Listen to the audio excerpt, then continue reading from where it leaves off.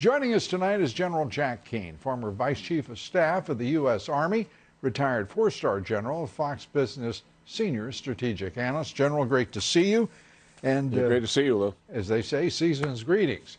Let's start with this bill, $738 billion. The president is committed to rebuilding the military. This is a significant installment in that effort. Yeah, this is the third major plus-up of this administration. All of it is vitally needed. As you know, Lou, and our audience is aware, we dug ourselves a deep hole during the Obama administration and also as a result of sequestration, or the so-called Budget Control Act. And it'll take a number of years to dig us out of it.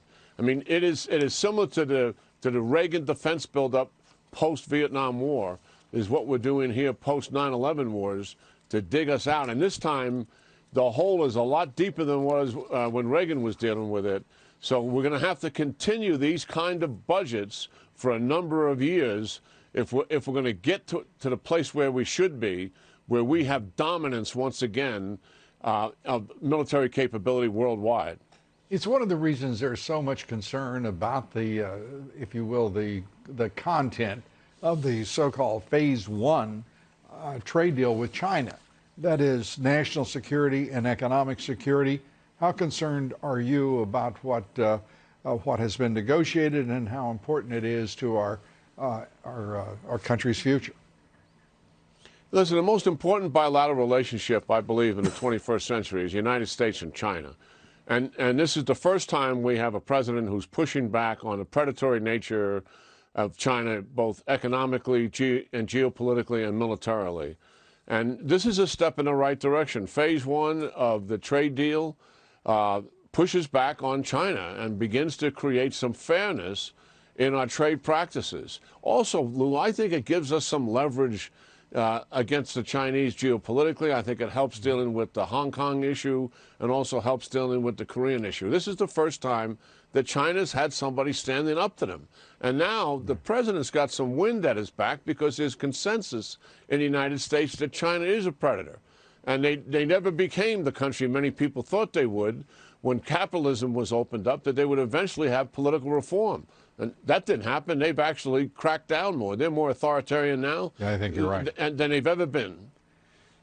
General, North Korea, the president today, and I want to just very quickly show the audience his most recent tweet, saying had a very good talk with President Xi of China, if we could put that up, concerning the giant trade deal. China has already started large-scale purchases of agricultural products and more. Formal signing being arranged. Also talked about North Korea, where we are working with China and Hong Kong. Your thoughts about what is moving ahead there, particularly with North Korea? Well, the North Koreans are very frustrated. We're going all the way back to February when they wanted complete sanction relief and were not giving us anything in return for that of any consequence. Not a single weapon, missile, or nuclear capability was going to be destroyed. So they're back here trying to leverage us again by threatening the so-called Christmas gift, which is likely a test fire of a long-range missile, I would assume. And that's not going to change President Trump or this administration's determination. We're going to continue with those sanctions. And I believe, Lou, the Russians and the Chinese have never followed the sanctions that they voted for in the UN. And I think we should put more pressure on them to crack down because they're providing economic assistance to North Korea. I thought it was interesting that the defense secretary said very clearly that he would like to move resources from Afghanistan to support the Indo-China challenge to U.S. power. Your thoughts about that very direct and open statement of purpose? Well, I think in general, that is what we are doing. We have Russia and China as major competitors, and we're adjusting our resources globally to face that threat. And this is just a piece of that, but nonetheless an important piece. There's much that we have to do in terms of military capability in the Indo-Pacific. The Chinese are the most rapid growing military in the world. They don't have the kind of dominance that we have, but they've got very specific capability that can cause us a lot of problems, and particularly with our allies. So step in the right direction. Your reaction to a subject you and I have discussed over the years, and they're encapsulated in the so-called Afghanistan papers, the disaster, the devastation, and the tremendous cost in life and treasure that our adventure in Afghanistan has cost America.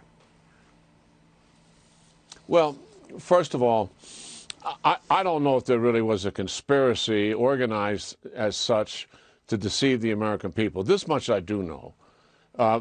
From the time we made the decision to go to Iraq, and that decision was made in December of 2001, right after we had taken down the Taliban in Afghanistan.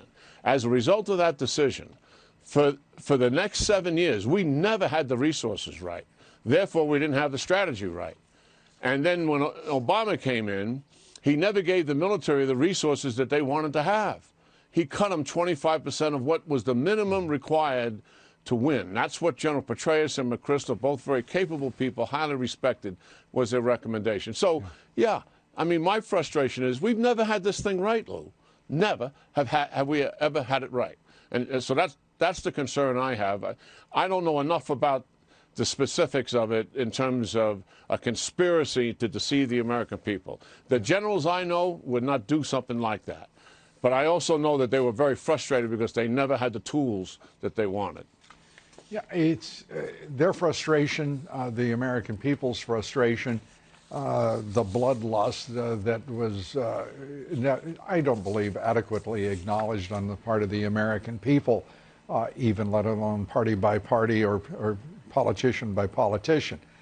But to see that these elements of the Afghanistan papers are only coming out, that there had been resistance to making them public, is a shame. Now, I think that you make a point that is valid. The American people knew that this was costing way too much, both in life, in time, and treasure. We knew that it was costing trillions of dollars, and yet there was still no consensus within our Senate or our Congress, certainly the White House, to bring the military, to rein them in, and to focus them. Indeed, it was the opposite. They tried to avoid consequence, and as a result, created far worse consequences in cost than should have ever been permitted by the American people. Well, I can't go as fully there as you've just done because. Well, I was inviting you, General. I was inviting you to do so nicely. I know, Lou. Look, we went to Afghanistan because of 9/11 and the 3,000 dead that we had, and we were trying to prevent that from ever happening again and do as much damage to al-Qaeda as we could. We have accomplished that mission. They have not been able to conduct another strategic attack like they did on the homeland because we have kept our foot on the throat of the al-Qaeda, and we have used bases in Afghanistan, Lou, to attack the al-Qaeda in Pakistan. Right. And we do that on a regular basis. And we don't want them to establish a safe haven again. So that is something the American people got to be aware of. I'm not going to go anywhere near the fact that anybody says that we squandered 2,300 lives in Afghanistan. That's just not true. Squandered is your word. It isn't my word. I didn't say squandered. No, I know you didn't, but other people are saying that.